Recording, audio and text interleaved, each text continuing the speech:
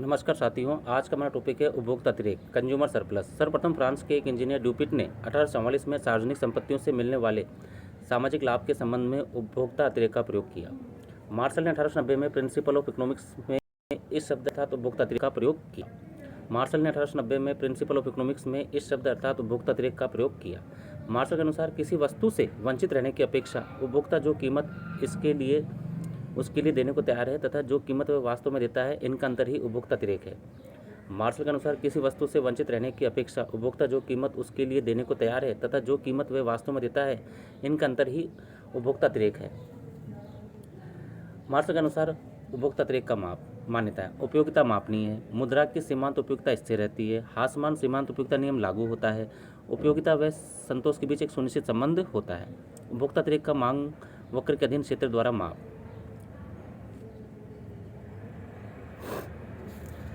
यहाँ ऊपर रेखा चित्र में एक्स पर वस्तु की मात्रा तथा वाई एक्स पर कीमत को रखते हैं। एडी वक्र सीमांत उपयोगिता वक्र है। माना प्रारंभिक कीमत OP1 वह कीमत है जो बाजार में प्रचलित है। अतः उपभोक्ता तब संतुलन में होगा जब वह वस्तु की OX1 इकाइयाँ खरीदता है। अतः इस स्थिति में उपभोक्ता अतिरेक मुद्रा जो उपभोक्ता OX1 मात्रा के लिए लेना चाहता है वह मांग वक्र के नीचे के क्षेत्र के बराबर होगी, अर्थात OX1AB। मुद्रा जो उपभोक्ता वास्तव में देता है OX1BP1 है। देखो, उपभोक्ता जो कीमत देना चाहता है वो ये क्षेत्र है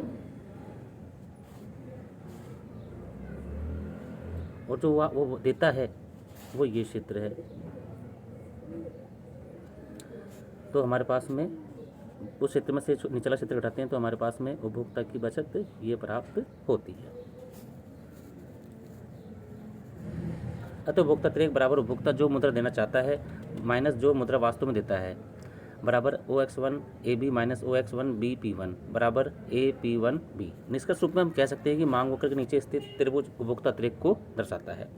निष्कर्ष रूप में हम कह सकते हैं कि मांग वक्र के नीचे स्थित त्रिभुज उपभोक्ता अतिरेक को दर्शाता है। यदि मांग वक्र क्षैतिज या उदग्र हो तो उपभोक्ता अतिरेक शून्य होगा।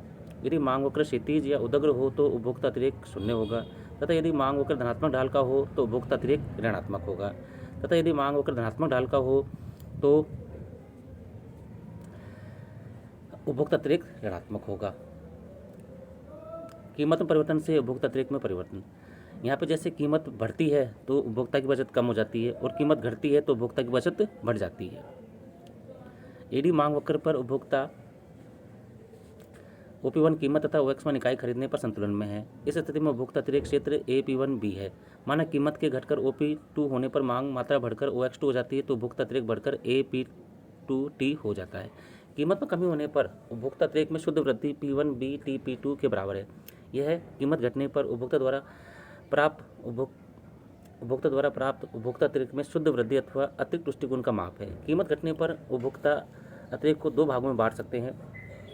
प्रथम OX1 इकाइयों पर जो वह कीमत घटने से पूर्व खरीद रहा था पर उपभोक्ता अतिरेक में वृद्धि होना जो P1B P2 के समान है तथा दूसरे उपभोक्ता अतिरेक में BST के क्षेत्र के बराबर वृद्धि जो कीमत घटने पर उपभोग में वृद्धि होना है। अतः कीमत में कमी होने पर उपभोक्ता अतिरेक में वृद्धि होती है। इसी प्रकार कीमत वृद्धि होने पर उपभोक्ता अतिरेक में कमी होती है। उदासीन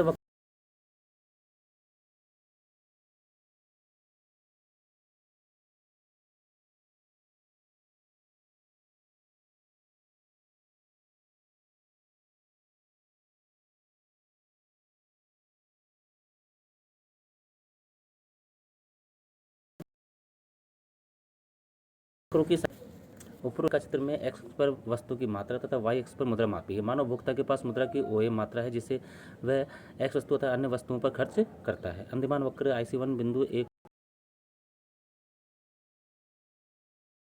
को इस पर कर रहे हैं। अंतिमान वक्र IC1 पर F संयुक्त पर वस्तु X की OJ मात्रा तथा मुद्रा की OS मात्रा उपभोक्ता को A बिंदु के समान संतोष देती है। अन्य शब्दों में उपभोक्ता OJ मात्रा के लिए AS मुद्रा का त्याग करने को तैयार है। माना X वस्तु की बाजार में कीमत इस प्रकार है कि हम AB बजट रेखा पर इस स्थिति में उपभोक्ता A बिंदु पर संतुलन में है जहां OJ मात्रा के लिए मुद्रा की AR मात्रा है। इस प्रकार X वस्तु की प्रचलित बाजार कीमत पर उपभोक्ता ने OJ मात्रा के लिए AR मात्रा का त्याग कर दिया है। त्याग करना चाहता है कितना AS और त्याग किया कितना है AR। तो उपभोक्ता बचत कितनी होगी, RS। अतः उपभोक्ता अतिरेक बराबर उपभोक्ता जो मुद्रा देना चाहता है माइनस जो मुद्रा वास्तव में देता है, उपभोक्ता अतिरेक होगा AS माइनस AR बराबर RS या EF। निष्कर्ष रूप में हम कह सकते हैं कि दो समानांतर उदासीनता वक्रों के बीच की उदग्र दूरी उपभोक्ता के अतिरेक को दर्शाती है। निष्कर्ष रूप में हम कह सकते हैं कि दो समानांतर उदासीनता वक्रों के बीच की उदग्र दूरी उपभोक्ता के अतिरेक को दर्शाती है। धन्यवाद साथियों।